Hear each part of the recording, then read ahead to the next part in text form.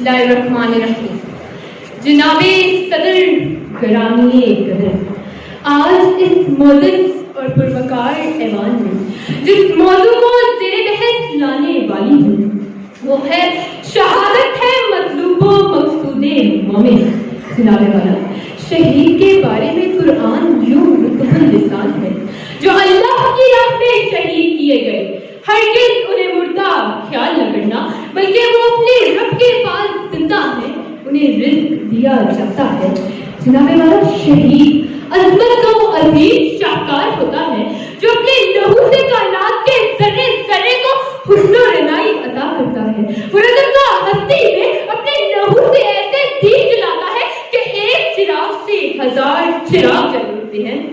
بندہ مومن کا جب مطلوب و مقصود شہادت ہو تو جناب والا ویس کی آواز آتی ہے۔ شہید کی جو موت ہے وہ قوم کی حیات ہے، لہو جو ہے شہید کا وہ قوم کی حیات ہے۔ جناب صدر، جب بندہ مومن قاضی کی کرسی پر بیٹھ کر کلمہ حق کہے یا انصاف کی کرسی پر بیٹھ کر تاریخی فیصلے کرے، جہاں پر زور رکھنے والا میرے کارواں ہو یا حق بات پر زبان کٹانے والا نڈر صحابی، صداقت عدالت شجاعت کا درس کرنے والا استاد ہو یا امن و ایمان کی جان کے لیے جان دینے والا پولیس کا سپاہی، جو قوم کے خوابوں کی تعبیر بن کر جام شہادت نوش کرتے ہیں، کیونکہ بندہ مومن کا مطلوب و مقصود ہی شہادت ہے۔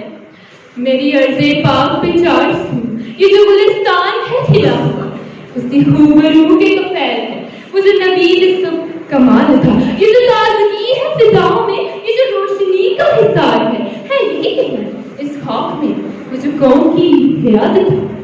جناب صدر، جب میں نے قرآن سے شہید کے درجات پوچھے تو قرآن نے شہید کے حق میں کچھ یوں گواہی دی، وہ زندہ ہے دلوں کے صحیفوں میں، یادوں کے مہکتے گلابوں کی خوشبو میں، افق کے جاگتے آفتابوں میں، رسولوں پر اتری ہوئی خدائے مقدس کی کتابوں میں، کیونکہ رب کی دھرتی پر رب کی مخلوق میں خوشیاں بانٹنے والے مرا نہیں کرتے بلکہ وہ زندہ جاوید ہوتے ہیں۔ جب بندہ مومن کا مطلوب و مقصود شہادت ہو تو وہ خوشی سے موت کو گلے لگاتا ہے اور کہتا ہے ہمارا خون بھی شامل ہے تزیل گلستان میں، ہمیں بھی یاد رکھنا چمن میں جب بہار آئے۔ جناب صدر، جب بندہ مومن کا مطلوب و مقصود شہادت بن جائے تو وہ اپنی جان کی پرواہ نہیں کرتا، وہ دشمن کی آنکھوں میں آنکھیں ڈال کر اپنے وطن اور اپنے ایمان کی حفاظت کرتا ہے، کبھی آزادی بھٹی بن کر، کبھی کرنل شیر خان بن کر، تو کبھی راشد منہاس کی صورت میں، اور دشمنان وطن کو یوں لڑکاتا ہے چلتا ہے خنجر تو چلے میری رگوں پر، خود ہی بیچ کر میں کبھی جھک نہیں سکتا، مٹنے کو تو یہ دنیا بھی مٹ سکتی ہے لیکن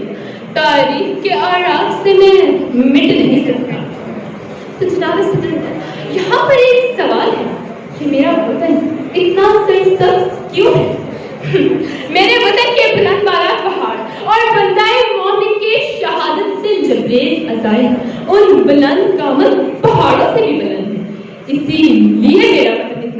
میرا وطن اتنا سرسبز ہے۔ میرے وطن کی بلخاتی ندیاں، یہ بہتے دریا اور بہتے دریاؤں کی نہریں، اس کے میدان اور میدانوں کی وسطیں، اس کے سمندر اور سمندروں کی گہرائیاں، یہ آزاد پرندے اور ان آزاد پرندوں کی اڑائیاں،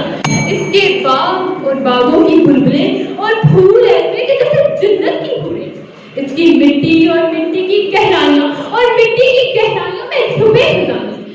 ان شہیدوں کے خون سے لپٹی مٹی اور اس مٹی کی خوشبوئیں، یہ آزاد اور پروقار منظر اور آج کی یہ پروقار تقریب شہداء کی ہی ان قربانیوں کا صلہ ہے۔ تو پھر مجھے کہہ لینے دیجیے شہادت ہے مطلوب و مقصود مومن، نہ مالے غنیمت نہ کشور خوشحالی، دونیم ان کی ٹھوکر سے صحرا دریا، سمٹ کر پہاڑ ان کی ہیبت سے